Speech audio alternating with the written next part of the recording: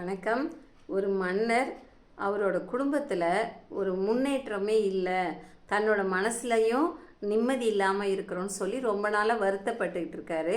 அப்போ அரசவைக்கு ஒரு முனிவர் வரார். அந்த முனிவர்கிட்ட கேட்குறாரு, இந்த மாதிரி என்னோடய குடும்பத்தில் எந்த முன்னேற்றமும் இல்லை, எனக்கும் மனம் சந்தோஷம் இல்லாமல் அமைதி இல்லாமல் இருக்கிறேன், ஏதோ ஒரு உறுத்தல் இருந்துக்கிட்டே இருக்குது, அதனால் நான் என்ன செய்யணும் அப்படின்னு கேட்குறாரு.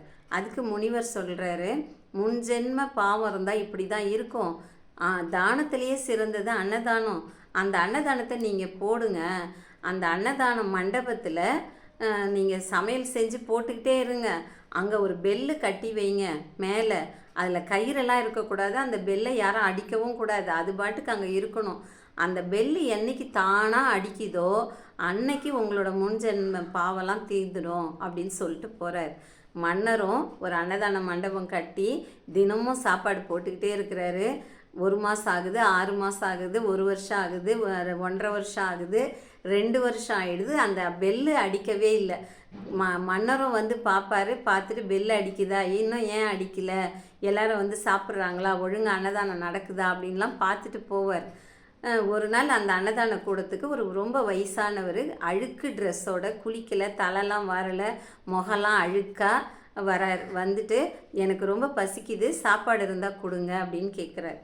அங்கே அன்னதானத்தில் கூடத்தில் வேலை செய்வாங்க இல்லையா, அவங்களாம் சொல்கிறாங்க, 11 மணிக்கு தான் நாங்கள் சாப்பாடு போடுவோம், அப்போ வாங்க சாப்பிட்லாம் அப்படின்றாரு.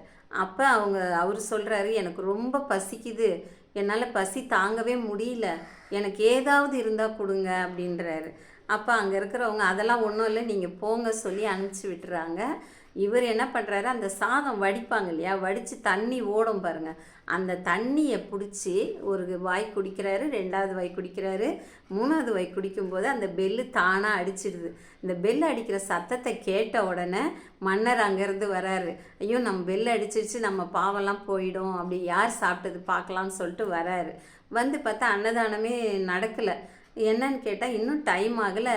ஒருத்தர் வந்தார், ரொம்ப பசிக்குதுன்னு கேட்டார், நாங்கள் இப்போ முடியாது, 11 மணிக்கு வாங்க சொல்லி அனுப்பிட்டோம் அப்படின்னு சொல்கிறாங்க. உடனே ஓடி போய் பார்க்குறாரு. பார்த்தா பின்னாடி அந்த கஞ்சி தண்ணி எடுத்து குடிச்சிக்கிட்டு இருக்கிறாரு ஒருத்தர். அதை பார்த்த உடனே மன்னருக்கு பெல்லு அடிச்சிருச்சு, ஆனால் நம்மளோட பாவம்லாம் தீர்ந்து போச்சு அப்படின்னு ரொம்பவே சந்தோஷப்படுறாரு. அந்த தண்ணி எடுத்து குடித்தவர் யாருன்னா, தன்னோட சொத்து 9 கோடி சொத்தையும் அப்படியே தூக்கி போட்டுட்டு ஒரு கோவணத்தோடு வெளியில் வந்தவர் தான் பட்டினத்தார். கடவுள் சுத்தமாக இருக்காங்க, நல்ல ட்ரெஸ் போட்டிருக்காங்க அப்படின்லாம் பார்க்க மாட்டார். நாளை ஒரு தகவலுடன் நினைக்கிறேன். நன்றி, வணக்கம்.